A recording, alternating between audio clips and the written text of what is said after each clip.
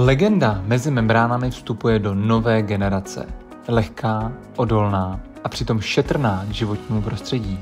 To je Gore-Tex EPE. Nová éra nepromokavosti.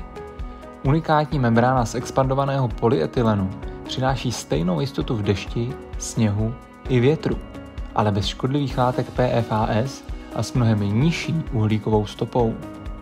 Gore-Tex byl vždy symbolem nepromokavosti a teď se posouvá ještě dál. Díky nové konstrukci je EPE silnější, takže může být tenčí a lehčí. Výsledkem jsou bundy, které jsou měkčí na dotek a těžší při pohybu. Nižší hmotnost, delší životnost a lepší barevnost materiálu, to všechno bez kompromisu v ochraně i při těch nejhorších podmínkách. Tuto novou technologii můžete najít u modelů Bund Mountain Equipment, jako je například Loce, Makalu a Saltoro, vaši spolehliví parťáci pro horské výstupy i každodenní dobrodružství. Každý kousek prochází náročnými interními testy Gore-Tex, které ověřují odolnost švů, funkčnost zipů i nasákavost materiálu.